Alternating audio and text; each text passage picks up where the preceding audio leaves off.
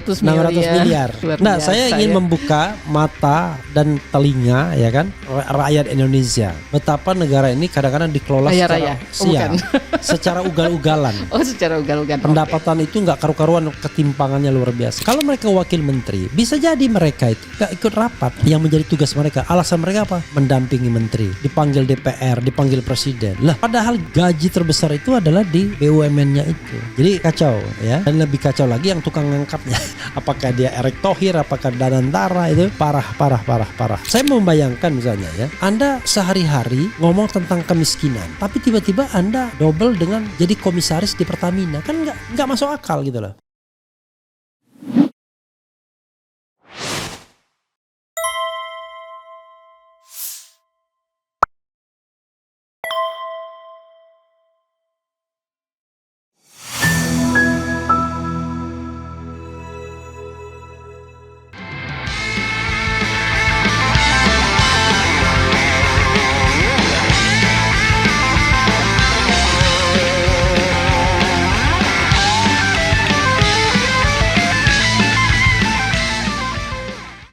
Assalamualaikum warahmatullahi wabarakatuh. Sobat RH sekalian, jumpa lagi kita di channel yang keren ini. Keren. Ya, sobat RH sekalian, saya punya partner ya, Lisa Noviani. Dia.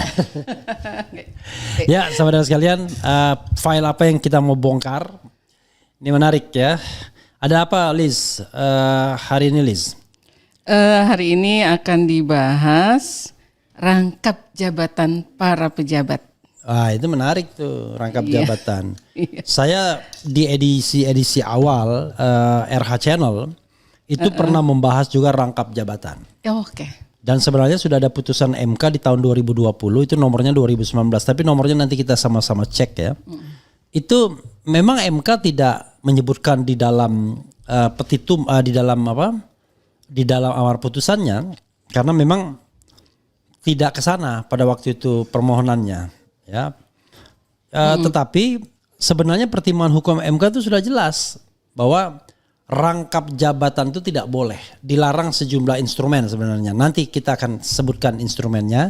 Tetapi barangkali urusan Lisa adalah file-file yang mau diungkapkan apa saja. Silakan, Liz. Apa bocorannya dulu rangkap jabatan? Ada 26 wakil menteri yang rangkap jabatan. Iya, yang akan dibahas adalah 26 wakil menteri yang rangkap jabatan. Terus ada pejabat-pejabat level mungkin eselon 1 itu ya, yang juga rangkap jabatannya. Rata-rata eselon 1 itu Rata-rata eselon 1 juga rangkap jabatan. Kalau enggak eselon 1 itu bahkan kepala badan atau wakil kepala badan itu juga. Ya, dapat fasilitas untuk rangkap jabatan. Di sini juga akan coba digambarkan berapa sih remunerasi mereka yang mereka dapatkan dari jabatan kedua tersebut gitu kan? Ya, itu luar biasa sebenarnya nilainya. Ada bocoran misalnya berapa? Misalnya tunjuk satu BUMN misalnya. Sebenarnya di slide 5 juga kita tunjukkan RH. Ada 10 BUMN yang kemungkinan memberikan remunerasi. Itu belum itu anunya? Sudah ya. Kita bahas satu-satu coba dari slide pertama. Nah, di sini kita akan melihat banyak sekali kontroversi yang muncul sebenarnya ya dari rangkap jabatan yang dimiliki oleh para pejabat. Saat ini setelah kita kompilasi ada 26 wakil menteri. Semua wakil menteri di kabinet Presiden Prabowo Subianto atau kabinet Merah Putih ini ada 56. Ya. Ada 26 diantaranya yang sampai saat ini memiliki rangkap jabatan sebagai komisaris di BUMN. Artinya 30 belum kebagian. Nah, itulah ada peluang 30 itu lagi dipikirkan akan mendapatkan jabatan rangkap di mana. Karena kan ada sebagian BUMN yang memang sudah cukup lama, misalnya dia sejak 2020 atau 2021. Makanya yang belum saya diganti. Bilang kalian gitu kan sedang berpesta pora ya. Iya, betul sekali. Padahal waktu saya diangkat jadi ketika saya diangkat jadi komisaris utama BUMN, saya berhenti sebagai staf khusus. Padahal cuma staf khusus loh pada waktu itu. Iya. Oke, silakan Liz, teruskan. Baik. Jadi ada kalau mau di persentase 46%, 46,4% yang sudah memiliki jabatan rangkap. Oke. Yang 30 atau 53,4% lagi mungkin sedang dipikirkan. Sedang dicarikan, bukan Sedang dipikirkan. dicarikan. Kalau dipikirkan itu beda. Kalau dicarikan tuh sudah jelas tuh. Gitu. Dan ini juga jadi perdebatan yang ramai ya di akhir-akhir ini, di minggu-minggu ini berbagai media memuat hal ini. Mungkin karena semakin tingginya persentase wamen yang wakil menteri ini yang disorot oleh media-media rata-rata baik Kompas, Detik, Tempo, semuanya menyorot ini. Saya bisa pastikan itu melanggar undang-undang gitu. Oh iya. Tetapi harus dengan tafsir ya. Dengan tafsir konstitusionalnya. Nanti saya akan sampaikan itu. Oke, silakan. Kita lanjutkan lagi ya. Dan ini sepertinya di dalam media-media tersebut dan kita juga memandangnya ini akan menimbulkan banyak konflik of interest jelasnya, beban etika dan profesional pasti, politisasi tawaran jabatan. Karena mungkin orang tersebut ditawarin jabatan ini karena ada janji seperti ini gitu kan. Okay. Bahkan Adi Prayitno secara pengamat politik pengamat politik Adi Prayitno langsung tegas dia bilang, ini paradoks sepertinya.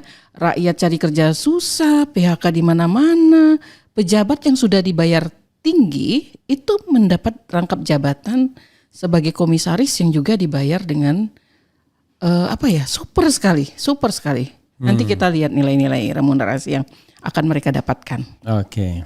Nah, tetapi Hasan Nasbi sebagai kepala PCO mewakili pemerintah, dia bilang rangkap jabatan tersebut tidaklah melanggar putusan Mahkamah Konstitusi yang banyak dibahas di media. Itu adalah keputusan Mahkamah Konstitusi nomor 80/PUU/17/2019. Itu menurut Hasan Nasbi. Tentunya dari tapi nanti kita cek ya, saya agak ragu juga. Tapi untuk soal nomor undang-undang kita skip dulu ya. Nanti kita cek sama-sama ya kalau kita ada waktu kesempatan lain. Silakan. Oke. Karena saya sudah ngecek tadi kok agak beda ya putusannya. Oke, silakan. Iya, detailnya. Ya. Nah, sedangkan kalau Tempo sendiri clear mengatakan bahwa itu melanggar keputusan MK nomor yang sama tadi, di mana di situ disebutkan melarang pejabat negara merangkap jabatan di perusahaan negara maupun swasta. Bisnis Indonesia menyebutkan bahwa itu yang tereksplisit tertulis hanya untuk menteri.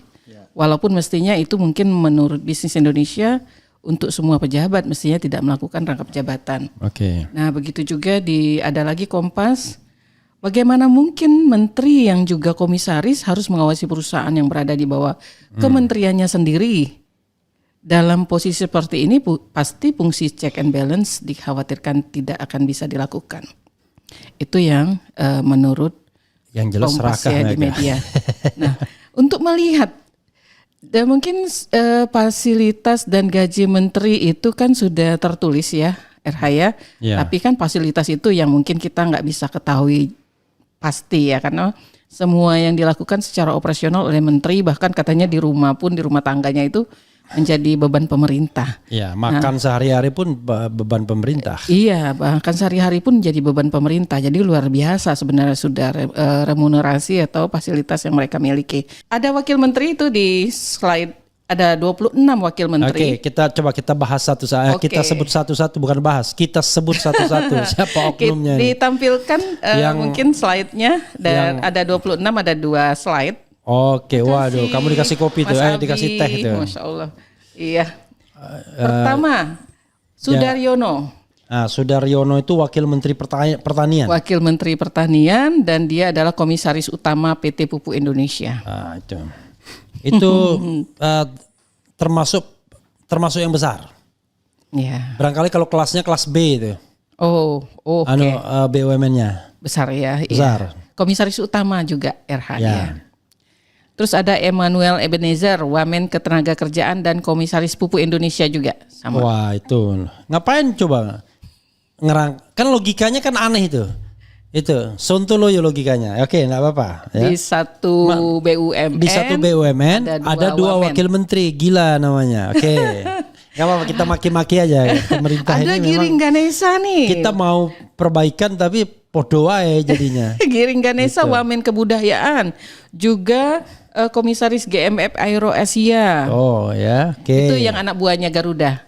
Ya ini anak perusahaan Garuda ini. Anak perusahaan Garuda. Ya. Ada lagi Angga Raka Prabowo, Wamen Komunikasi, Digital. dan Komisaris Utama Telkom. Oh luar biasa. Siapa Angga Raka Prabowo ini? Komisaris Utama Telkom itu kelas A. Luar biasa. Nanti kita lihat ya ya berapa sih remunerasinya. Ada lagi Osi Dermawan, Wamen ATR BPN itu dan Komisaris Telkom. Nah, ini Sontoloyo, bayangkan. Ngapain 2 wamen ada di situ? 3 bahkan. Ya, nanti kita pakai logikanya ya. Logikanya di mana? Oke, apalagi? Ada Silmi Karim, Ya. Wamen Imigrasi dan Komisaris Telkom. Jadi berarti 3 orang di Telkom. Ada lagi Fahri Hamzah, Wamen Perumahan dan Komisaris BTN. Oh, ini orang yang suka ribut-ribut ya kan? BUMN-nya hancur, menterinya tambah populer, ya, dia bilang begitu. Oke lah, nggak apa-apa. Yang ke-8 itu ada Suhasil Nazara, ya, Wamen Keuangan dan Komisaris PLN. Kelas 1 ini. BTN tadi juga kelas 1 karena Himbara kan? Iya. Ada Aminuddin Ma'ruf, Wamen BUMN dan Komisaris PLN. Ampun ya kan? Kemudian, oke. Ada lagi yang Kartika Wirjo Atmojo, Wamen BUMN dan ini Komisaris sejak Utama jadi BRI. Wamen. Ini nanti kita bahas satu-satu lah ya. Oke. Mau dibahas dulu enggak? Komisaris Utama BRI. Nanti saya akan skip bahas satu-satu. Oke. Ada Helvi Yuni Meraza, Wamen UMKM dan Komisaris BRI. Helvi Yuni Moraza. Wamen UMKM dan Komisaris BRI. Allahu Akbar ya kan? Ya. Kemudian Yang ke-12 itu Diana Kusumastuti, Wamen PUPR dan Komisaris Utama Berantas Abi Praya. bayangkan ini jeruk makan jeruk ini. Oke. Iya, betul. Oke, apalagi? Yulio Tanjung, Wamen SDM dan Komisaris Bank Mandiri. Ampun. Ya. Terus ada Didit Herdiawan, Wamen Kelautan dan Komisaris Utama Perikanan Indonesia. Ampun. Ya kan? Dia wamen Jeruk makan jeruk ya. ya. Suntana, Wamen Perhubungan dan Komisaris Utama Pelindo. Wamen kelautan itu Wamen gimana Perhubungan. Enggak, maksudnya wamen kelautan itu perikanan dan apa? Menteri DKP Perikanan biasanya sih. Apa Menteri tuh? Perikanan Kelautan dan Perikanan. Kelautan dan Perikanan Iya. ya. Oh, wamen perhubungan, Komisaris Utama Pelindo, jeruk makan jeruk juga. Jeruk makan jeruk. Iya. Ada lagi Dante Saksono, Wamen Kesehatan dan Komisaris Pertamina Bina Medika. Allahu Akbar ya kan? Oke. Ada lagi Doni Ermawan Taufanto, Ya. Wamen Pertahanan dan Komisaris Utama Dahana. Nah, ini jeruk makan jeruk juga. Kristina Aryani, Wamen P2MI dan Komisaris Semen Indonesia. Maaf. Oke, ini kelas B lah Semen Indonesia nih. Jadi rata-rata mereka kelas A dan kelas B pasti. Dia Sendro Priyono, Wamen Lingkungan Hidup dan Komisaris Utama Telkomsel. Allahu Akbar ya. Yang jelas passionnya nggak jelas ya kan? Karena dia ini orang anaknya Hendro Priyono kan. Yang jelas dulu ketua umum partai yang nggak lolos parliamentary threshold dan kemudian mengundurkan diri dan di 2024 kayaknya ikut pemilu nggak ya PKPI nggak tahu. Kemudian sekarang Komisaris Utama Telkomsel. Wah ini lebih hebat daripada Telkom. Dan ini cuma anak perusahaan BUMN loh sesungguhnya. Oke. Iya. Silakan. Ada Ahmad Riza Patria, Wamen Desa PDT dan Komisaris Telkomsel Allahu juga. Akbar ya kan. Ada Ratu Isana Bagus Oka Ya. dari PSI ini ya, Ya. Wamen Kependudukan dan Komisaris Daya Mitra Telekomunikasi. Oke. Ada Diah Roro Esti, Wamen Perdagangan. Aduh, ya maaf. Dan Komisaris Utama Sarina. Ah ini kecil ini. Ya tapi oke lah. Todo Tua Pasaribu, Wamen Investasi dan Wakil Komisaris Utama Allahu Pertamina. Akbar ya kan. Oke. Juri Ardiantoro. Ardiantoro, maaf, Wamen Sekretaris Negara dan Komisaris Utama Jasa Marga. Oke, luar biasa. Lalu Bambang Eko Suharyanto, Wamen Sesnek dan Komisaris PLN. oke, luar biasa. Ini baru nih. Baru ya. Ada lagi Nezar Patria, Wamen Komdigi dan Komisaris Utama Indosat. Agustus Tapi baru akan 2025. efektif 2002 Agustus 2025. Oke. Ya, itu kalau yang Wamen. Ya, yang wamen ya. Mau lanjut lagi, RH, yang pejabat rangkap jabatan selain Wamen. Nanti aja selain wamen itu ini oke ya. Ya. Dibahas satu persatu aja dulu yang wamen. Iya, yang wamen dulu, yang wamen. Nanti silakan Era. kita nanti bisa yang selain wamen ini barangkali kita bisa reserve ya untuk kesempatan selain itu ya. Oke. Jadi Liz, saya mau menambahkan paradigmanya. Nanti kita sama-sama membahas siapa-siapa orangnya ya. Ya. Begini. Baik. Yang namanya menteri itu dilarang rangkap jabatan. Ya. Dulu menteri itu ngerangkap jabatan. Yang sepanjang saya tahu, Yusril misalnya, itu rangkap jabatan tuh kalau nggak salah pernah jadi komisaris Pertamina juga. Cuma kita nggak pernah tahu pada waktu itu karena nggak ada keterbukaan dan lain sebagainya. Nggak pernah dengar malah. Iya. Karena dulu yang namanya menteri itu bisa merangkap sebagai komisaris. Oh. Dan komisaris itu udah pasti cuma tambahan penghasilan aja. Udahlah, bohong kalau Anda bilang wah untuk pengawasan dan lain sebagainya. Itu tambahan penghasilan bagi pejabat.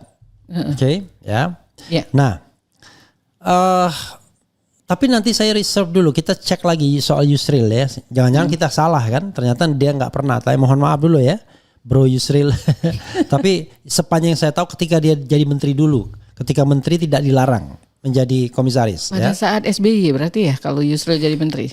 Enggak. Kan Yusril kan sudah sejak zaman Gus Dur jadi menteri. Oh iya. Iya, sejak zaman Gus Dur, zaman Megawati kan udah lama dia jadi menteri. Sering ya? Iya, udah sering dia. Ya itulah enaknya kalau orang bisa belok gitu. Iya kan? Belok sedikit aja kan. Nah, oke. Nah, lalu kemudian melalui Undang-Undang BUMN itu dilarang. Undang-Undang 19 tahun 2003 kalau tidak salah ya. Itu dilarang. Tidak boleh rangkap jabatan menteri itu. Oke. Waktu itu wakil menteri jarang. Hampir tidak pernah ada wakil menteri itu. Iya betul. Sedikit sekali. Wakil menteri itu paling cuma wakil menteri luar negeri. Itu pun diberlakukan sebagai pejabat karir. Seperti pejabat eselon setengah lah. Di atas eselon 1. Oh, oke. Jadi karena syaratnya pada waktu itu pejabat karir minimal sudah eselon 1. Nah, diangkatlah Denny Indrayana salah satunya sebagai wakil menteri pada masa pemerintahan SBY. Ya, pada masa pemerintahan SBY jilid 2. Denny Indrayana diangkat sebagai wakil menteri. Rupanya dia ini kan agak musuh bebuyutan tuh sama Yusril. Sering berhadapan lah dalam debat ya. Sering beda pendapat ya. Ya. Kalau tidak salah Yusril melalui siapa atau langsung saya lupa ya. Itu mempersoalkan jabatan wamen tersebut. Ya kan? Mengapa? Maksudnya mengapa Era? Ya, dia pengen hapuskan jabatan wamen itu. Oh. Intinya nggak ada di konstitusi yang namanya wamen. Kan begitu? Yang ada cuma pembantu presiden itu menteri, nggak ada wamen. Maka putusan MK justru memperkuat posisi wamen. Karena dalam penjelasan itu wamen itu dikatakan pejabat eselon 1, setingkat eselon 1, pejabat karir setingkat eselon 1 dan bukan anggota kabinet. Begitu kan? Bukan anggota kabinet. Rupanya putusan itu memperkuat posisi wamen. Wamen itu secara karakter tidak dibedakan dengan menteri. Jadi ingredient wamen itu tidak perlu lagi eselon 1 dan tidak perlu pejabat karir. Pokoknya anyone, siapapun, whoever bisa diangkat sebagai wamen. Peraturan MK itu? Bukan peraturan MK, putusan MK. Putusan MK. Ya. Nah, gara-gara itulah kemudian sejak putusan Denny Indrayana itu ya, maka kemudian orang bisa ditunjuk sebagai wamen dalam posisi apapun. Dia mau swasta, dia mau pemerintah, mau apa.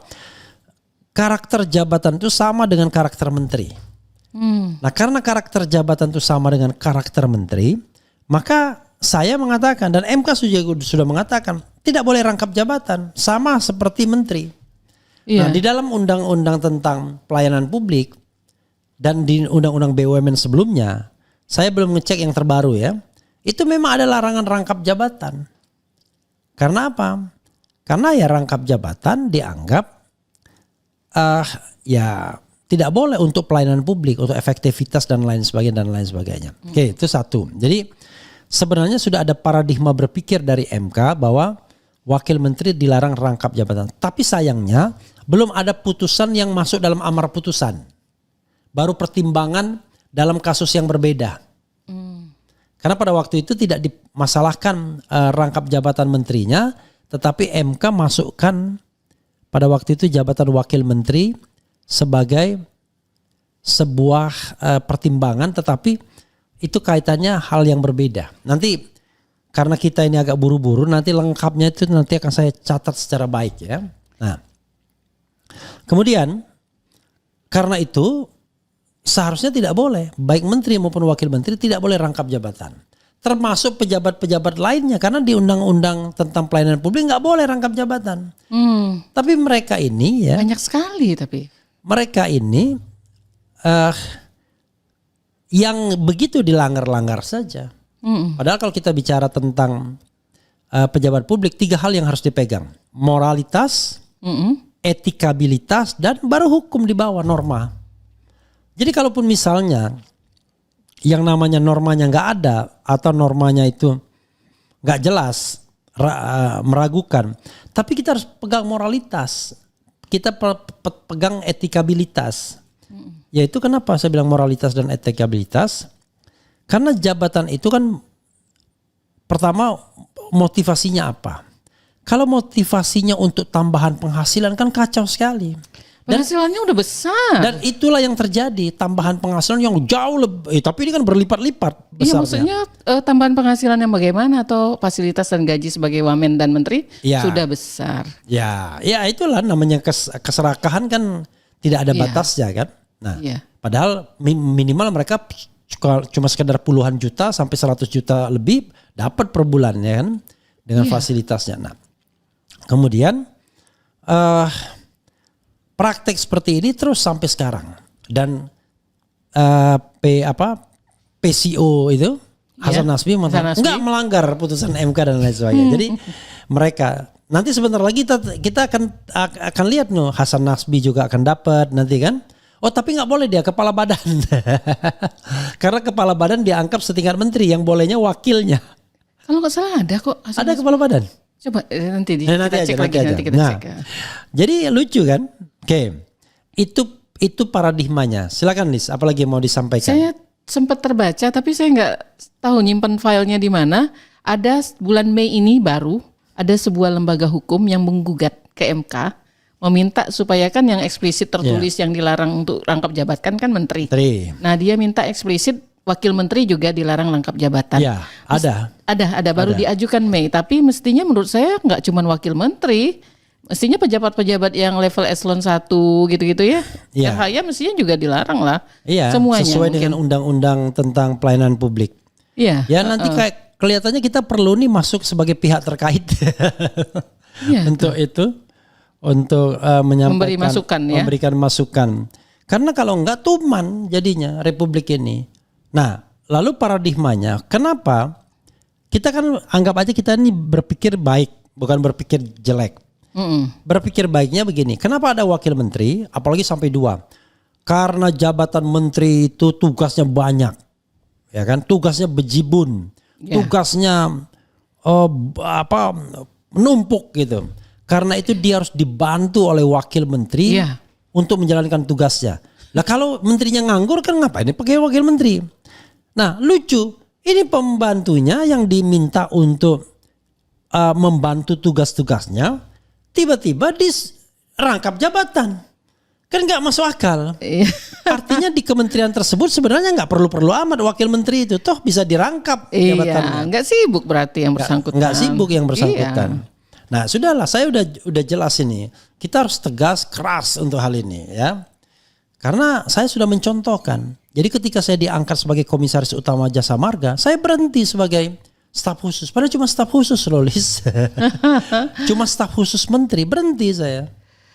Nah, walaupun ada alasan lain itu soal lain. Tetapi pada waktu itu saya juga nggak mau. Saya pengen konsentrasi aja di Jasa Marga.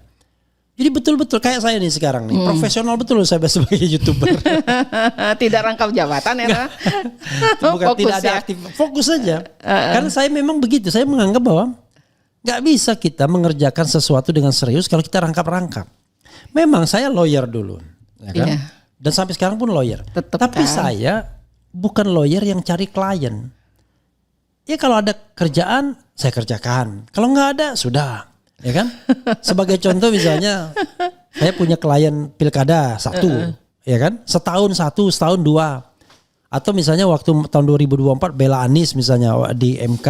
Begitu doang saya.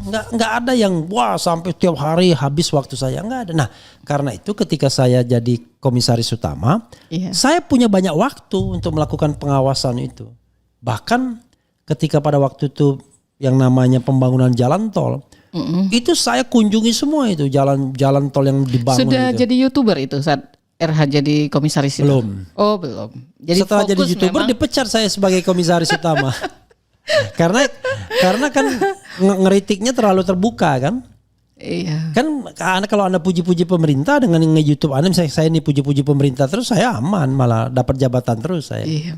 Tapi mengkritik nggak ada yang suka. Tapi kan hidup itu ada pilihan. Nah, saya sedang memilih hidup tapi saya nggak mau orang lain kita ini kan uang kita kan, pajak Iya. kita. Lalu dengan santainya rangkap-rangkap jabatan dan kemudian mendapatkan uang yang nggak karuan. Kan banyak orang yang sebenarnya lebih tepat untuk dimasukkan ke sana. Not me. Karena saya sudah declare ya, I have declared that saya tidak akan menerima apapun jabatan sampai 2029 dan itu akan saya pegang insya Allah komitmen itu, ya kan? Iya. Kecuali tiba-tiba bumi terbalik, jagad politik Indonesia berguncang dan lain sebagainya. Selama pemerintahannya, saya kan sudah mengatakan pemerintahan Prabowo Subianto selama 5 tahun ke depan. Tapi kalau pemerintahan ini tiba-tiba berganti dan lain sebagainya, kita nggak ngerti. Ya itu sudah di luar kehendak kita. Perubahan ya, pemetaan politik ya. Itu Iya. soal kehendak yang maha kuasa. Kita tidak boleh menghindar. Tetapi sepanjang dia linier sampai 2029 itu sikap saya. Nah, termasuk juga rangkap jabatan. Saya selalu protes. Walaupun saya tahu itu toh yang disebutkan tadi teman-teman saya juga beberapa di antaranya. Itu.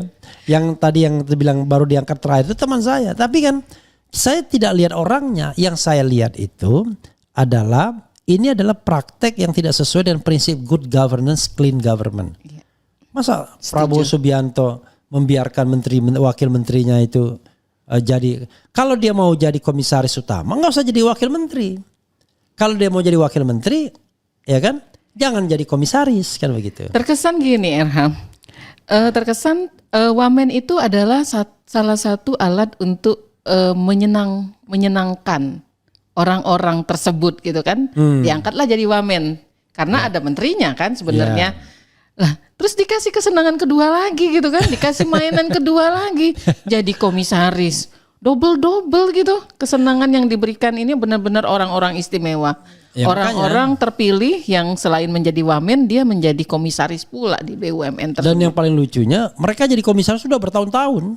Iya ya. Seperti Dias Hendro Priyono, kemudian Kartiko Wiratmajo, kemudian Sohar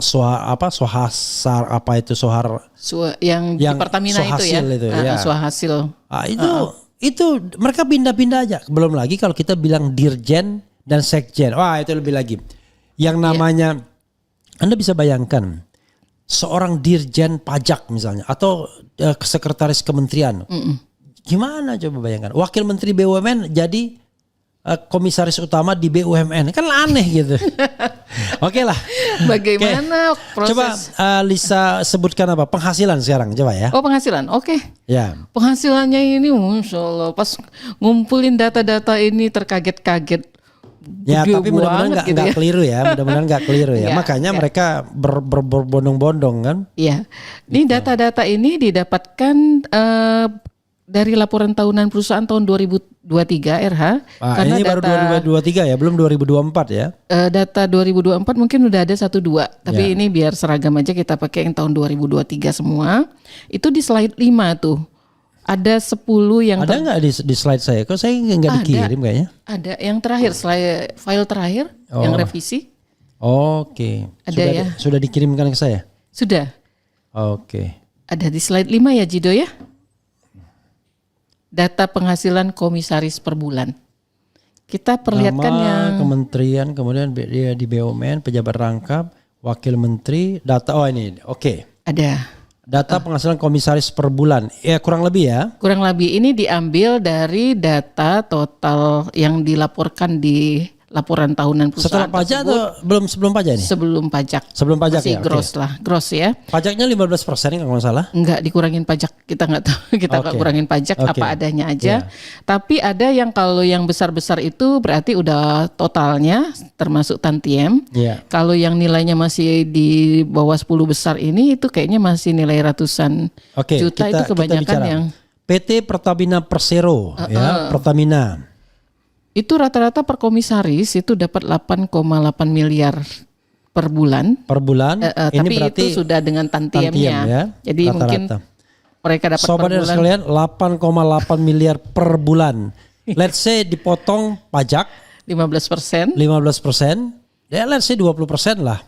20% ya, Ya, jadi 1,6, Ya, 1,6 masih 7, masih 7,2, masih 7,2 M per bulan. Let's say 7 miliar per bulan. Kurang ajar kan? Oke.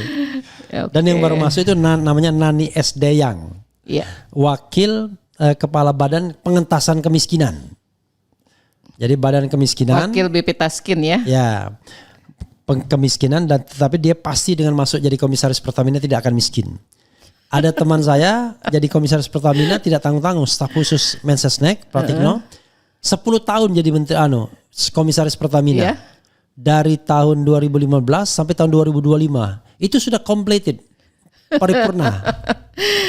Jadi bayangkan kalau seandainya rata-rata 5 miliar saja dia dapat, ya kan? Let's say 5 miliar 5 misalnya. miliar kali 12, Kali 12 60 miliar, 60 miliar Kali dikali 10 5 tahun. kali 10 tahun 600 600 miliar Itu uang semua ya, Ra? uang semua. Luar Nah, biasa saya ingin ya. membuka mata dan telinga ya kan rakyat Indonesia. Betapa negara ini kadang-kadang dikelola Kaya secara raya. Oh, bukan. secara ugal-ugalan. Oh, secara ugal-ugalan. Oke. Pendapatan itu nggak karu-karuan, ketimpangannya luar biasa. Nah, belum lagi kita bicara tentang direksi. Sekarang pertanyaannya, badan usaha milik negara ini kan dibangun berdasarkan amanat pasal 33. Haruskah gajinya segede-gede nggak karuan itu? Kan ada konflik of interest sebenarnya. Kenapa? Iya. Kalau gaji direksi dan komisaris naik dan yang biasanya yang menaikkan itu Kementerian BUMN sendiri, ini orang-orang Kementerian BUMN ada di sana. Makanya saya bilang itulah konflik of interestnya. Iya. Anda bisa bayangkan usulan kenaikan gaji direksi dan komisaris itu dulu sebelum ada Danantara Iya. itu ke Kementerian BUMN. Dan Kementerian BUMN itu menempatkan orang sebagai komisaris di banyak tempat, terutama yang di kelas 1. You can imagine. Kan pasti dia nggak mungkin ada orang yang punya kebijakan dan bisa menaikkan gaji bagi dirinya sendiri. Kan itu sama saja dengan jeruk makan jeruk. Oke lah. Tapi Kita harus kalau saya sebagai orang awam gini ya, saya memposisikan sendiri sebagai orang awam, Pertamina memang penghasilannya sangat besar karena dia kan monopoli kan. Iya. Nah, penghasilan besar itu apakah harus dibagi-bagi di antara yang ada di dalam gitu? Manajemen lah, segala macem lah gitu. Dan yang Rasanya paling kok lucu nggak lagi, adil gitu. kalau seandainya Pertamina merugi, lebih kacau lagi. Dan gaji mereka tetap sangat besar gitu. Iyalah, kan gaji sama. Jadi gaji tetap besar. Mungkin tantiem yang akan berkurang. Tapi ada nggak ya? Misalnya mereka tidak dapat tantiem. Jangan salah, walaupun barangkali mereka rugi tahun ini dan lain sebagainya, tetap saja mereka ada Karena cadangan. Pertamina rugi kayak rasanya tantiem tetap dapat sepertinya. Oke, kita teruskan ya. Yang kedua yang terlihat sangat besar juga itu adalah Bank Mandiri. Dia memberikan remunerasi per bulan per komisaris itu 2,5 miliar. Oke, bayangkan Bank Mandiri 2,5 miliar. Ya. Iya. Let's say lah dijadikan 1,5 miliar, masih gede bro, ya kan? Dan di Bank Mandiri itu wakil menterinya awalnya Kartiko Wiryatmojo kan, tetapi kemudian mungkin dia nggak enak loh, masa saya pernah jadi direktur utama Bank Mandiri tiba-tiba jadi komisaris utama. Ya sudahlah, akhirnya dia pindah ke BRI gitu. Oke. Ya beti-beti lah kalau BRI itu BRI 1,8 miliar 1,8 miliar per komisaris per bulan. Oke. Berikut Ya let's say cuma 1 miliar, tetap aja kan. Ini kan Itu apa Yang itu? masih di atas 1 Iya. M lagi itu Iya. adalah Telkom 1,6 miliar per bulan per komisaris. You can imagine kan? Terus PGN perusahaan gas negara itu Ya. 1,155 Tuh. miliar per bulan Bayangkan. per komisaris. Lalu Yang sedikit udah di bawah 1 M itu tapi masih deket-deket itu Bank BNI ya, 942 juta per bulan per komisaris. oke. Nah kalau Pelindo ini penghasilannya nih saya belum dapat lagi konfirmasi 726 juta jangka pendek. Jadi mungkin apa per 2 bulan, apa per 3 bulan, apa per 6 bulan ini. Oh nggak ngerti. Tapi jangan salah Lis, ini Pelindo ini bukan Pelindo waktu saya pernah di sana. Jadi PT Pelabuhan Indonesia itu sekarang digabung. Pelindo 1, 2, 3, 4 itu digabung. Dulu Pelindo yang paling besar itu Pelindo 2, which is Tanjung Priok. Ya, Saya Pelindo Medan. 1 ya. Pelindo 3 di Surabaya, Pelindo 4 di Makassar. Ya. Nah sekarang Pelindo itu sudah diintegrasikan, digabungkan jadi satu, makanya PT Pelindo Indonesia. Makanya dia jadi besar sekarang ini. Ya. Gitu. Ini mungkin dugaan saya per 3 bulan ini RH kali. Oke. Karena jangka pendek ya. Ya. Terus ada yang Pupuk Indonesia tadi disinggung RH itu Iya. besar juga. Itu 711 juta per bulan per komisaris.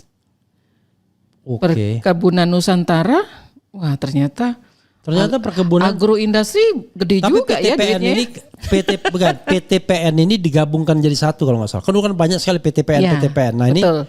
sekarang gabung jadi satu. Mungkin holdingnya ini. Ya holdingnya itu 670 juta Iya. per bulan per komisaris. Oke. Pet- Apa lagi? BTN tempatnya Fahri Hamzah di sana juga jadi Ya. komisaris itu 597 Ya juta. let's say lah Fahri Hamzah dapat tambahan 500 juta per bulan dari BTN kan lumayan juga. Iya. Let's say Tapi jadi kemarin dia cukup kritis loh tentang era terinfo nggak tentang rumah subsidi yang 14 meter persegi itu Iya. yang mau dibangun Iya. pemerintah. Fahri Hamzah sebagai wakil menteri perumahan cukup kritis. Itu saya kaget juga. Wah masih kritis juga nih Pak Fahri. ya Lumayan. begini. Gini. Kita harus bedakan kritis dengan konflik of interest itu. Ya. Jadi it doesn't mean kalau Anda tetap kritis Anda boleh rangkap jabatan, kan nggak boleh begitu. Kita bicara mengenai, kita anggap aja orang itu kosong dulu. Apakah dia berpihak pada rakyat atau Iya. enggak. Kita bicara tentang Anda nggak boleh rangkap jabatan. Karena rangkap jabatan itu banyak mudaratnya daripada manfaatnya. Kenapa mudaratnya? Di antara mereka sendiri udah cemburu itu. Ya. Emang di antara mereka nggak lihat-lihatan, waduh dia dapat Pertamina, gue cuma dapat ini. Udah, itu sudah memunculkan moral hazard sudah. Iya. Berikutnya lagi adalah, ya orang akhirnya berlomba-lomba untuk mendapatkan itu di circle itu, sikut menyikut tuh. Wah saya kok cuma dapat ini padahal kan ini. Wah minta dari, emang nggak lobby. Dan itu kemudian buruk bagi governance kita. Jadi bisa melakukan apapun untuk itu gitu Era. Bisa jadi. Emang kan dulu pernah diraise oleh Erick Thohir sendiri. Ada yang sanggup membayar puluhan miliar untuk mendapatkan jabatan direksi. Tapi waktu itu direksi. Tapi masa komisaris yang jabatannya yang bisa 1 miliar 2 miliar per bulan Anda tidak nyodok sana tidak nyodok sini kan begitu. Oke teruskan. Ya. Kalau di slide 6 itu adalah mungkin tadi yang di second layer ya kali ya. RH ya. Ya nanti ke second layer ini kita sebutkan dulu dah. Iya, di sini ada PT Semen Indonesia. Ya. Itu 370 juta per bulan per komisaris. Ya. PT Kereta Api Indonesia 324 juta per bulan per komisaris. Ya. Dan PT Aneka Tambang itu ada 314,5 juta per bulan per komisaris. PT Timah 253 juta per bulan per komisaris. PT Garuda Indonesia, wah Garuda ini rugi terus tapi komisarisnya tetap gede nih. Iya. 233 juta per bulan Per komisaris. per komisaris. Berdasarkan catatan 2023 ya. Dua laporan tahunan perusahaan tahun 2023. Tapi ini confirm ya. confirm. Cara Lisa membaginya gimana? Karena begini. Ada yang tidak perlu dibagi langsung tertulis, Ya. tapi biasanya gini ya. Per bulan sekian Ya. untuk komisaris. Terus ada lagi jatah perumahan. Ya. Ada lagi yang dibedakan lagi tantiem gitu-gitu. Nah ini pokoknya Itu yang- dirata-ratakan. Oke. Dirata-ratakan per bulan lah. Oke. Kan terus ada tunjangan hari raya, tunjangan lebaran Nah, jadi semua lalu dibagi 12. dibagi 12. Ya mungkin mohon maaf kalau ada yang salah-salah hitung dikit-dikit gitu ya. Ya. Tapi ini secara gradual seperti itu. Dan belum cara perhitungannya. Anggap saja dan belum dipotong pajak. Belum. Tapi kita Masih- nggak bisa mengatakan potong pajaknya itu langsung ceklok 15-20% karena kalau gaji per bulan udah potong pajak. Pokoknya ini di laporan tahunan. Apakah di laporan tahunan mereka sudah potong pajak atau belum? Saya nggak tahu gitu. Oke. Apa adanya aja. Oke, nanti diambil dari sana. Sebagai peneliti Lisa harus memastikan itu. Iya. Ya besok-besok kan. Oke. Nggak boleh nggak tahu. Iya betul. Iya baik Harus pastikan itu. Iya. Oke. Terus ada lagi PT Aviasi Pariwisata Indonesia tuh atau nama dagangnya itu Injourney. Ya. Itu antara 210 sampai 233 juta per bulan per Ya. komisaris. Bulog itu 188,9 juta per bulan per Ya. komisaris. Belum. Ada lagi yang ini yang agak nggak terlalu tinggi mungkin karena lagi banyak masalah kali ya di yang perusahaan-perusahaan yang konstruksi. Iya. PT Hutama Karya, PT Wijaya Karya, itu range-nya antara sekitar ada 160 sampai 175 per komisaris. Ya. Tapi tetap sangat luar biasa ini gede besarnya. Ada yang 133,6 sampai 148,4 juta per komisaris per bulan. Bio Farma juga yang kayaknya kemarin juga banyak kerugian ya, banyak rugi dia. Ya. Itu 123 sampai 155 juta per komisaris per bulan. Ya, jadi begini, Liza. Sebenarnya kan ketika mereka ada di sana, ditempatkan di perusahaan tersebut, sesungguhnya kan perusahaan tersebut sudah bagus. Ya. Yang paling lucunya adalah kalau kita menganggap bahwa yang namanya wakil menteri itu orang-orang hebat, kan begitu? Karena itu jadi wakil menteri, kan harusnya dicari perusahaan yang rugi tuh, perusahaan yang perlu pengawasan yang luar biasa. Ini enggak, mereka ditempatkan perusahaan-perusahaan sudah running well semua, Telkom, Pertamina, kemudian Himbara, Main ID gitu-gitu, PT Pupuk dan lain sebagainya. Nah oke lah. Walaupun dia sudah running well banyak kebocoran ya. Banyak korupsi barangkali. Tugas mereka untuk mengawas. Tapi nggak mungkin mereka bisa menjadi pengawas yang betul-betul telaten kalau mereka punya conflict of interest. Iya, pastinya. Kadang-kadang mereka bisa gunakan perusahaan tersebut untuk provide mereka. Kalau mereka misalnya let's say mereka ada kegiatan di luar kota. Mereka wakil menteri kan? Itu bisa double loh. Kan tentu saja yang misalnya cabang-cabang mereka kan servis mereka. Kalau mereka kunjungan keluar kota, mereka tinggal telepon aja. Di mana sih nggak ada cabang Bank Mandiri? Iya kan? Oh iya, betul sekali. Di mana sih misalnya tidak ada cabang BRI misalnya? Iya. Di mana sih misalnya tidak ada kantor perwakilan Pertamina dan lain sebagainya misalnya? Iya. Nah, atau Telkom misalnya, atau Telkomsel yang lebih kacau lagi. Ngeri banget sebenarnya. Nah, mendengar ini. padahal mereka bisa, apalagi kalau mereka orang partai, waduh tambah. Theoretically mereka kan tidak boleh rangkap jabatan di partai politik, kan begitu? Teorinya. Tapi prakteknya mereka pura-pura berhenti. Dulu ada Irma Suryani Caniago kan, sebelum dia terpilih sebagai anggota DPR, dia jadi komisaris Pelindo kan, Pelindo 1 awalnya, lalu Pelindo. Begitu, padahal dia tetap aja menyuarakan suara-suara partai politik atau aktivitas politiknya. Kan maksudnya itu dengan tidak jadi pengurus itu, dia tidak lagi belongs to political party walaupun dia menjadi anggota biasa. Tapi nggak pernah terjadi. Dulu Rizal Malarangeng juga begitu. Jadi komisaris di Telkom tapi kemana-mana runtang-runtungnya sama Erlangga Hartarto dan lain sebagainya.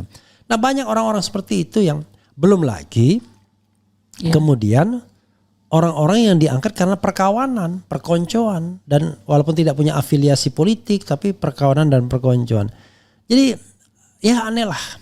Kalau saya malah mau berpikir ya, harusnya yang jadi komisaris itu adalah orang-orang pensiunan di tempat itu yang punya kredibilitas. Karena itu fit and proper test. Iya. Misalnya ada apakah dia pernah korupsi atau enggak.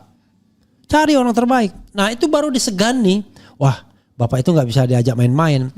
Dan nanti direksi dan lain sebagainya, dia tahu betul kau jangan bohong, saya tahu betul permainannya, kan begitu. Iya betul. Tapi ini kadang-kadang orang nggak ngerti, nggak paham tuh, gitu. Apalagi kalau mentalnya mental pengen korupsi, memanfaatkan jabatan untuk ngasih proyek ke teman, wah tambah lagi. Oke. Tapi kebanyakan kayaknya gitu deh, menganggap kalau jabatan komisaris itu adalah hadiah. Ya itulah. Yang harus dia nikmati. Negara gitu ini kan, baik banget hadiah. ya, bisa memberikan penghasilan 1 miliar dan itu cuma dianggap hadiah. Dan memang Sepertinya gitu. Kalau mereka wakil menteri, bisa jadi mereka itu nggak ikut rapat. Yang menjadi tugas mereka, alasan mereka apa? Mendampingi menteri. Dipanggil DPR, dipanggil presiden. Lah, padahal gaji terbesar itu adalah di BUMN-nya itu. Jadi kacau ya. Dan lebih kacau lagi yang tukang ngangkatnya. Apakah dia Erick Thohir, apakah Danantara, itu parah ya kan. Belum lagi rangkap jabatan ini sendiri, dana CEO Danantara. Itu lebih kacau lagi. Menteri merangkap CEO kan kacau. Oke. Apalagi Liz? Iya. Kalau kita mau lanjutkan lagi, ini ada beberapa data lagi. Ya. Terus kita mau bandingkan. Ya. Misalnya PT ID Food itu, atau dulunya tuh dikenal dengan PT Raja Wali Nusantara Indonesia. Ya. Itu per komisaris per bulan 118,5 juta sampai 131,8 juta. Seingat saya dulu BUMN ini kecil ya. Ya sekarang digabung-gabung. Iya. Ya. Tapi gede juga, tetap besar sekali gitu remunerasi per komisarisnya.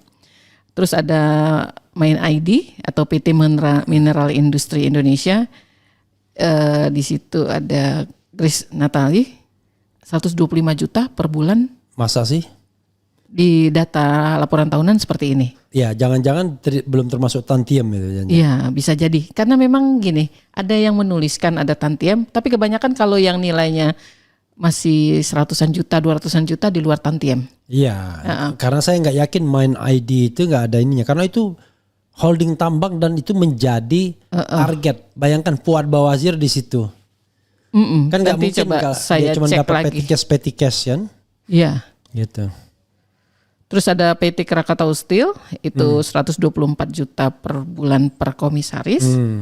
Terus ada PT Pelayar Nasional Indonesia atau PELNI 118,128 juta per bulan per komisaris, dan PT Pos Indonesia 104,115 sampai 115 juta per bulan per komisaris. Ini belum termasuk tantiem ini. Iya. Nanti Lisa harus perbaiki data ini ya.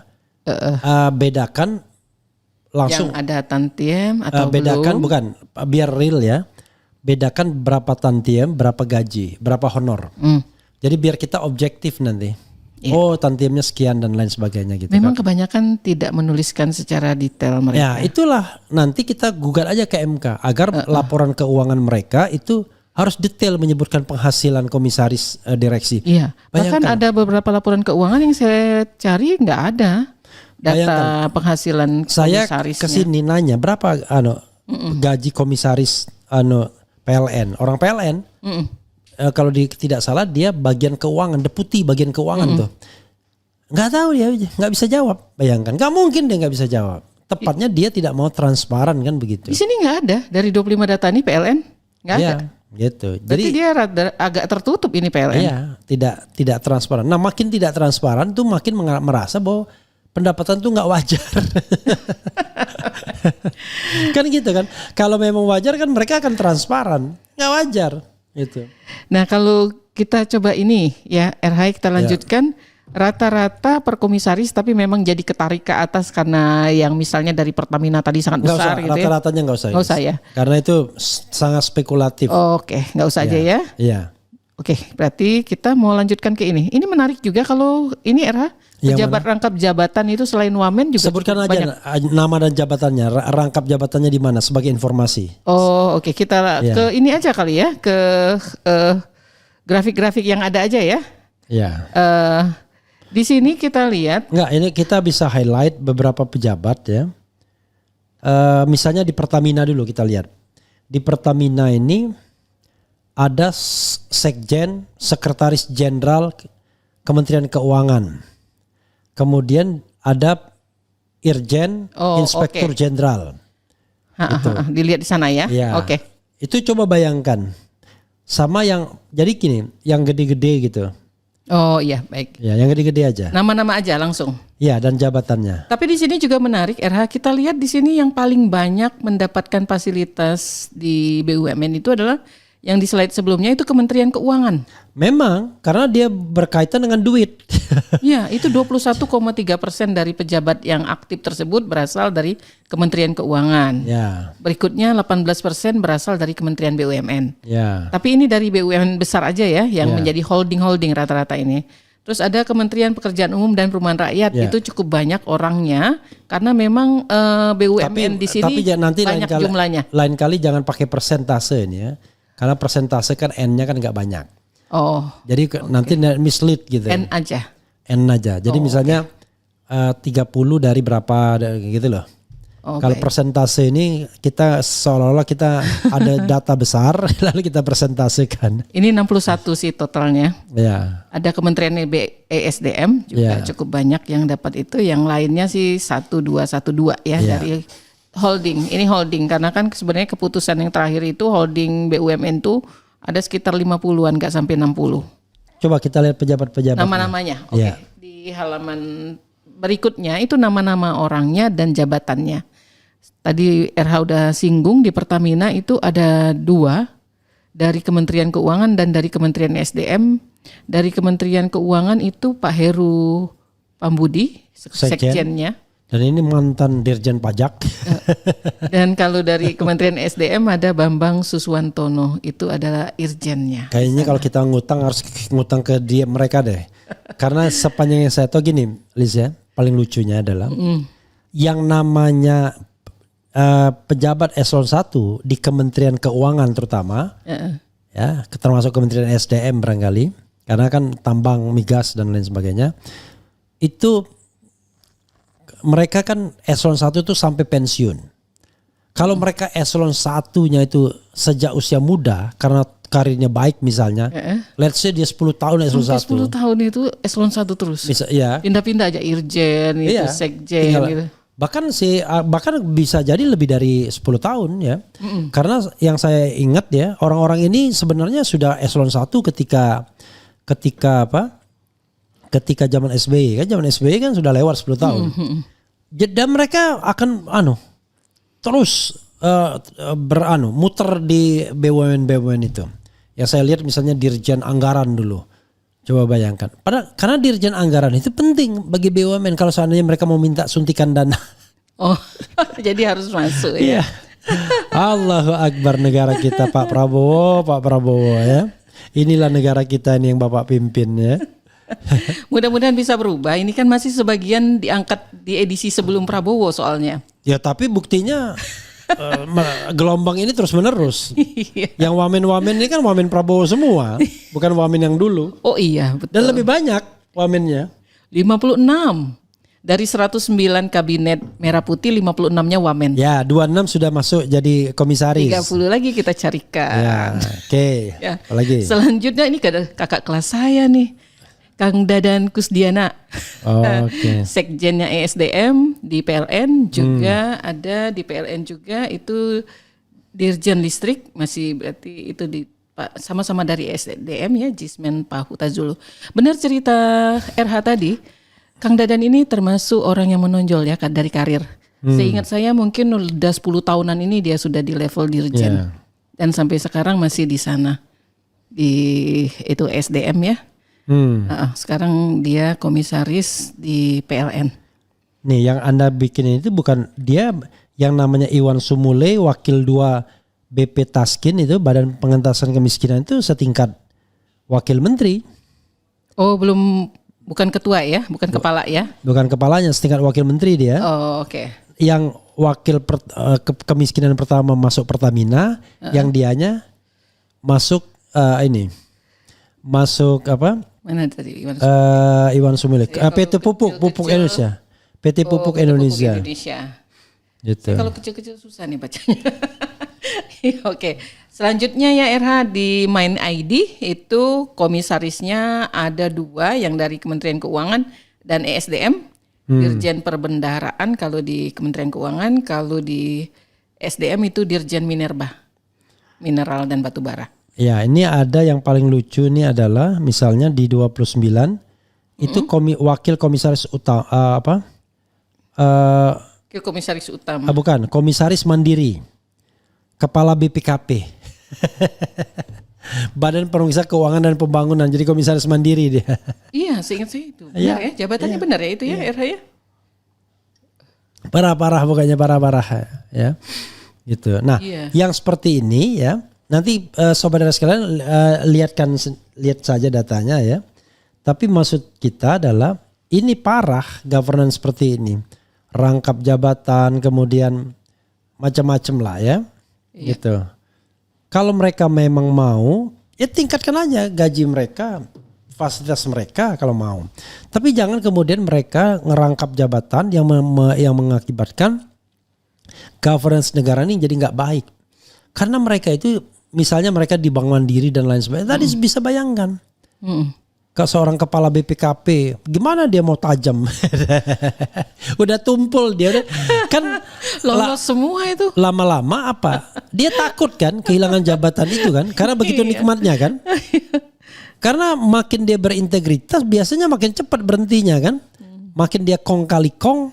Ya maksud saya gini, dia kepala BPKP. Makin kritis, makin tidak disukai gitu kan.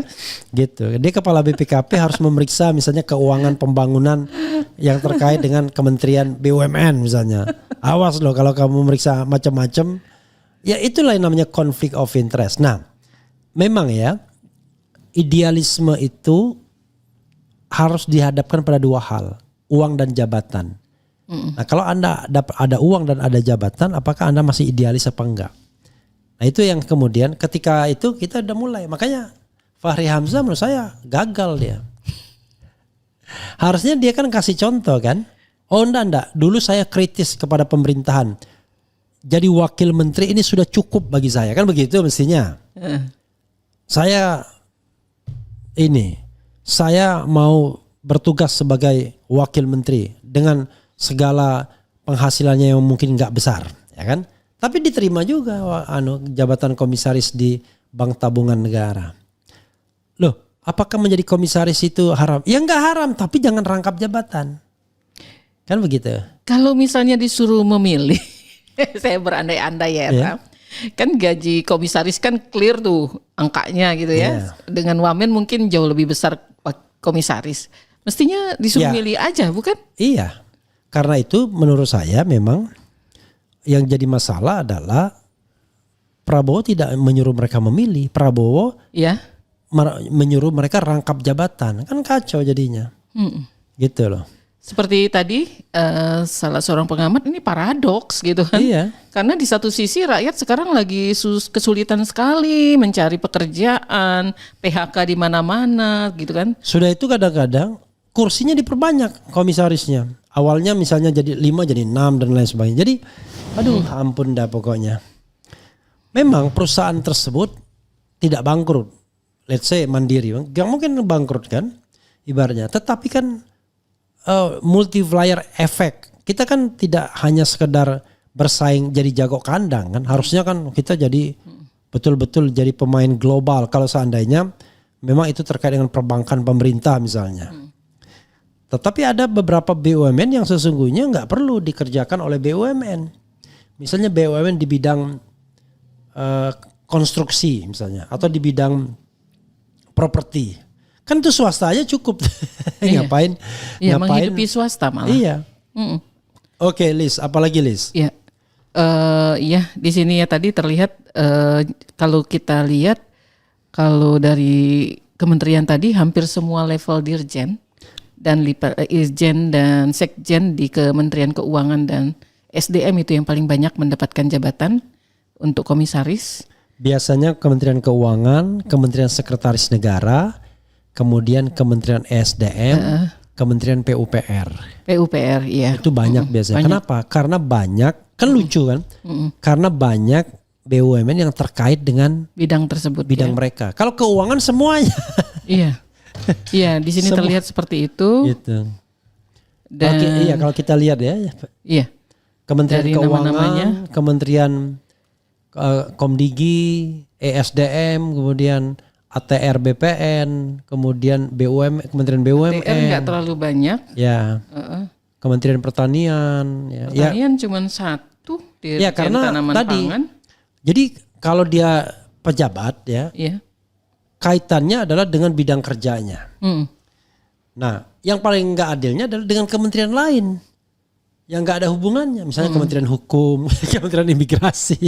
Hukum ada sih, AHU ada. Ya itu biasanya Satu dikasih, aja mungkin. dikasih. Iya. Dan kadang nggak itu dikasih biasanya, gitu.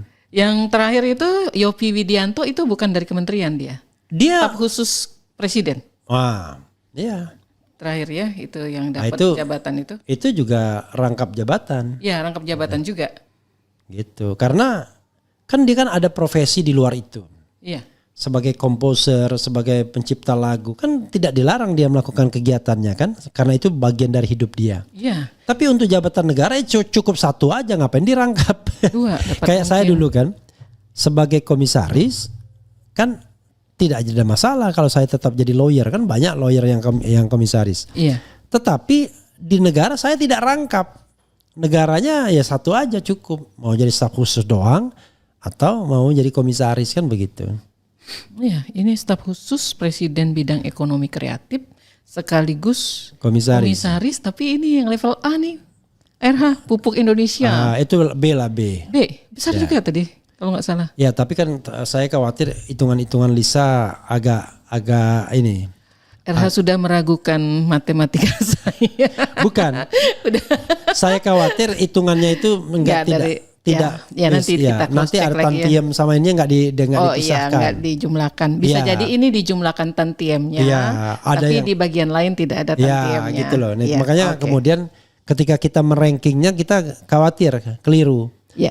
Gitu. Memang tidak semuanya muncul seperti makanya. PLN yang diduga cukup besar memberikan remunerasi Iya. komisaris itu datanya nggak ada. Jadi kalau menurut saya nanti cara merankingnya adalah gini. Gaji komisaris, mereka nyebutnya honorarium ya. Nah honorarium komisaris itu diinikan aja, Dipisahkan dipisahkan. Dan nanti kita akan ketahuan rankingnya. dari Siapa tantiem dipisah ya. Ya, lalu tantiem dipisah juga. Nah, tapi biasanya gini, kalau komisaris itu digabung jadi satu. Misalnya gini, honorarium, tunjangan komunikasi, tunjangan perumahan kalau ada. Biasanya nggak ada tunjangan perumahan, tunjangan kendaraan. Nah, biasanya yang ada tuh cuma tunjangan komunikasi aja biasanya. Nah, lalu itu digabung jadi satu. Lalu kemudian kita ranking nanti besok-besok.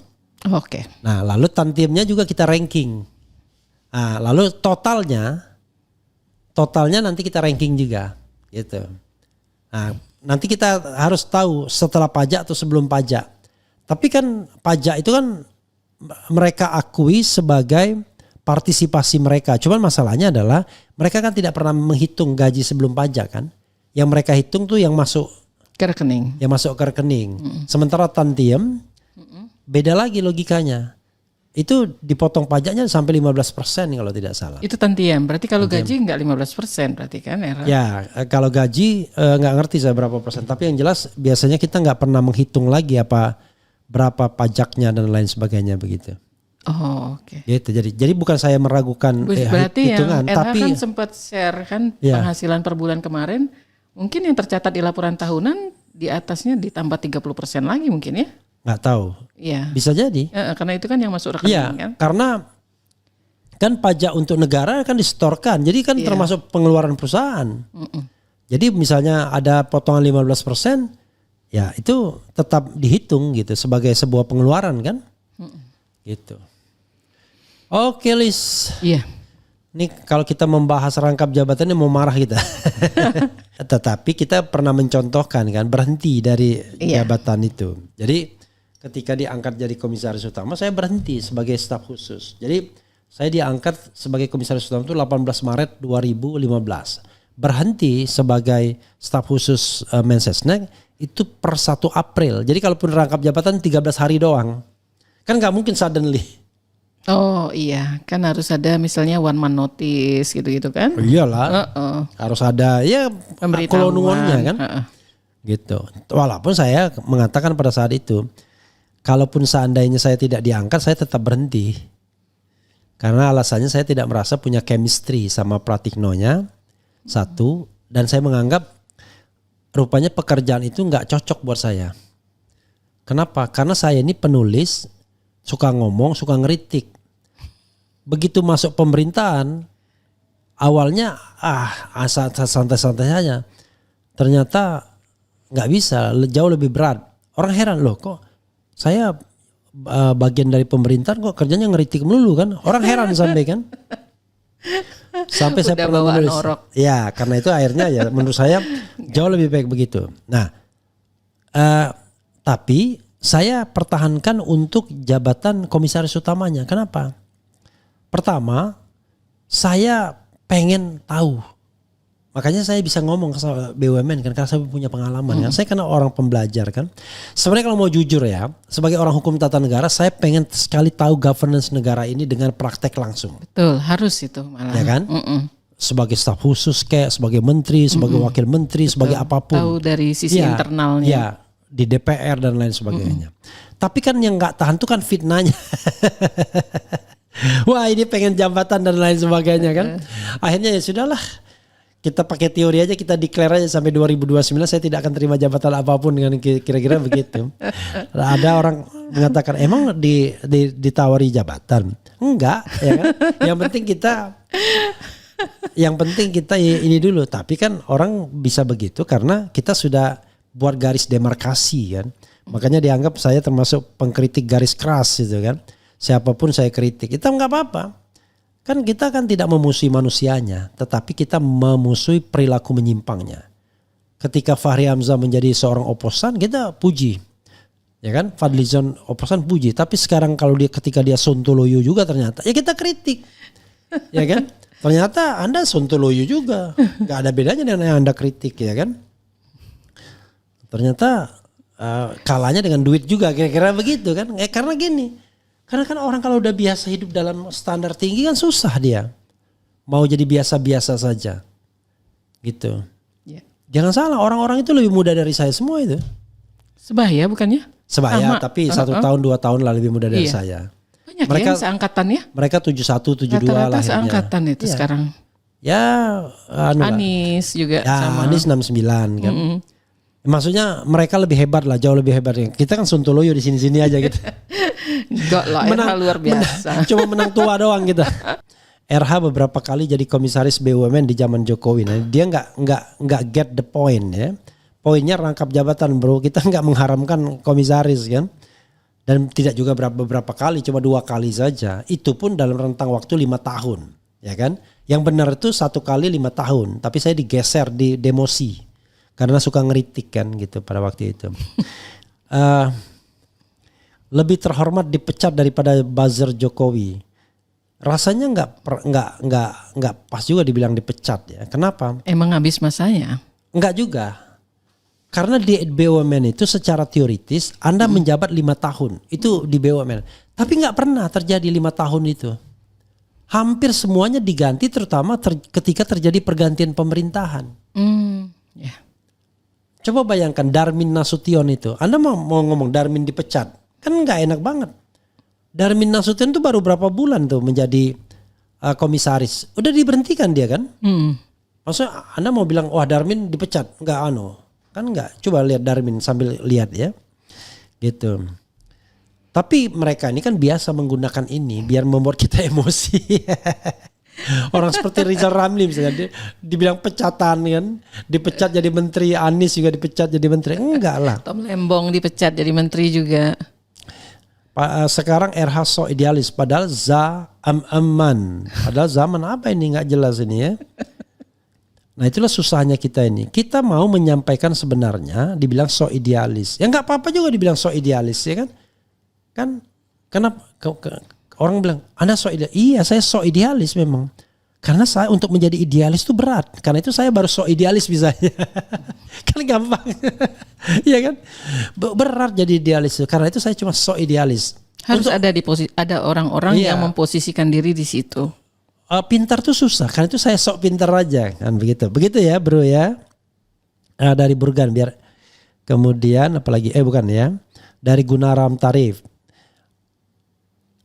Aturannya ada nggak yang melarang? Ada, saya sudah sebutkan tadi, yaitu Undang-Undang BUMN sendiri dan Undang-Undang tentang pelayanan publik yang dilarang rangkap jabatan.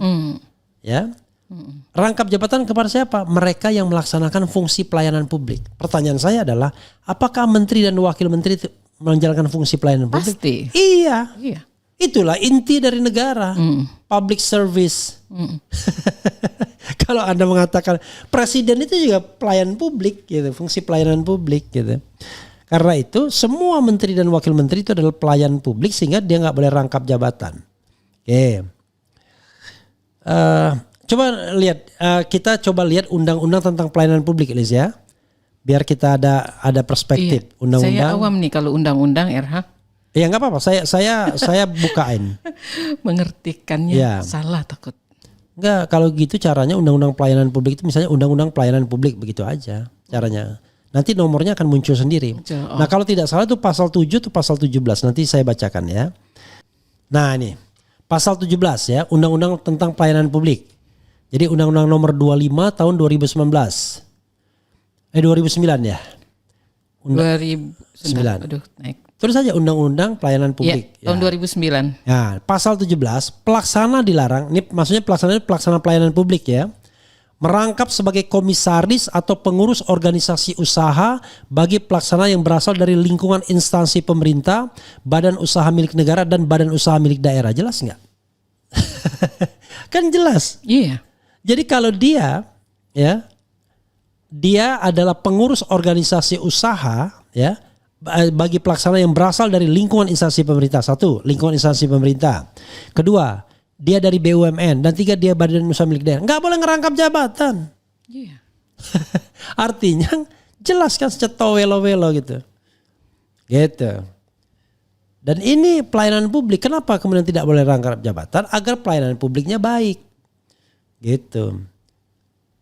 Oke. Karena orang kalau terlalu banyak dikasih uang, lama-lama dia nggak berpikir lagi. Kenapa saya masih so idealis? Karena uangnya nggak banyak. Kalau uangnya saya melimpah, saya pasti nggak so idealis ya kan. Saya bilang so idealis aja dah, ya udah bagus ya. Banyak sebenarnya ya peraturannya. Dibilang nggak ada peraturannya di mana? Ada undang-undang BUMN juga melarang rangkap jabatan baik bagi direksi dan komisarisnya kan juga ada. Tapi coba undang-undang BUMN yang baru nanti kita akan lihat ada nggak itu. Kan, okay. Karena undang-undang yang baru itu undang-undang 1 2025. Iya. Tapi yang jelas undang-undang pelayanan publik ini jelas cetro welo-welo. Iya, di sini jelas sekali kok. Bacalah ya kan, nggak mungkin Anda mengatakan lain ini. Iya. Ya, pelaksana dilarang merangkap sebagai komisaris atau pengurus organisasi usaha. Ya kan? Iya. Bagi pelaksana yang berasal dari lingkungan instansi pemerintah, badan usaha milik negara dan badan usaha milik daerah. Iya, jelas sekali kok. Masa ini nggak bisa nggak baca Erick Thohir begini, bukan nggak baca, dia nggak mau peduli dan tidak ditegakkan hukumnya. Oke. Yang Kementerian Pendidikan juga loh masuk dipecah 3 padahal sebelumnya bisa cuma 1 Kemendikbud. Coba jelaskan dari sisi hukumnya biar masyarakat jelas. Sudah saya tadi kan. Sudah cetowelo-welo baca pasal 17. Ya, sisi hukumnya pasal 17 huruf A Undang-Undang nomor 25 tahun 2009 tentang pelayanan publik. Sekali lagi pasal 17 huruf A Undang-Undang nomor 25 tahun 2009 tentang pelayanan publik. Anda mengatakan, loh, kan Undang-Undang BUMN tidak mengatur.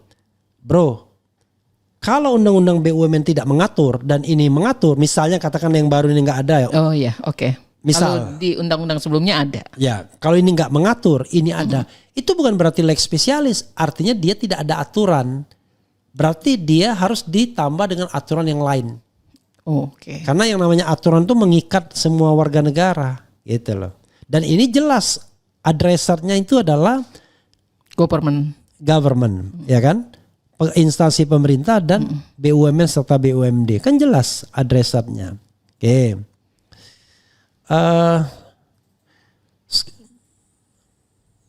Kemudian ini Gunarip Taib sama lagi gitu. Parah.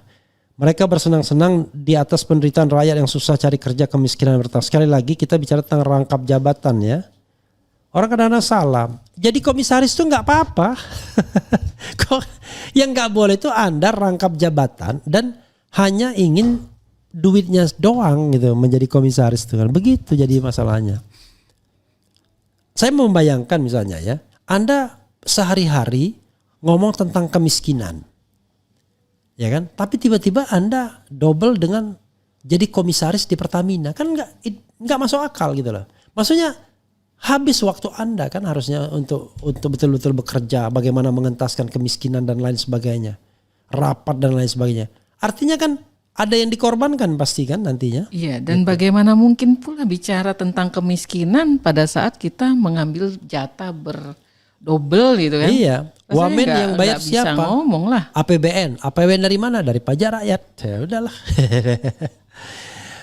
90 juta lapangan kerja di Konoha, rakyatnya jutaan pengangguran. Circle penguasa malah rangkap jabatan. Oke. Ya tapi yang ngatain kita cuma satu doang ya kan. Termul aja. Tetapi sisanya sih mereka juga nggak rela gitu ya. Iya. Gitu. Oke, Liz, silakan Anda wrap up dan kemudian closing statement. Ya, terima kasih Arha. Di sini saya melihat ternyata mendapat jabatan tinggi itu jadi ada double kesempatan yang sebenarnya menyakiti rakyat banyak gitu. Sudah digaji besar dan malah dapat fasilitas komisaris. Mudah-mudahan ini akan menjadi lebih baik ke depannya, koreksi dan kritis dari para jurnalis ya termasuk YouTuber ini menjadi peringatan lah buat pemerintah. Demikian RH. Oke, sobat era sekalian, itu ya. Memang banyak negara ini masalahnya dan orang yang tidak disukai oleh pemerintah itu, tapi pemerintah yang nggak mau berubah itu adalah orang yang mempermasalahkan masalah tersebut. Jadi bisa aja kita nggak mempermasalahkannya, tetapi bagian dari tugas profetik kita, tugas kenabian. Wah, berarti nabi, tugas kenabian. Amar ma'ruf nahi mungkar itu adalah ya mengucapkan yang benar adalah benar, yang salah adalah salah. Dan kita tidak dalam barisan yang memuji tapi barisan yang mengkritik. Barisan yang memuji cukuplah kaki tangan pemerintahannya, kita bagian yang mengkritik. Wassalamualaikum warahmatullahi wabarakatuh. Keren. Cadas.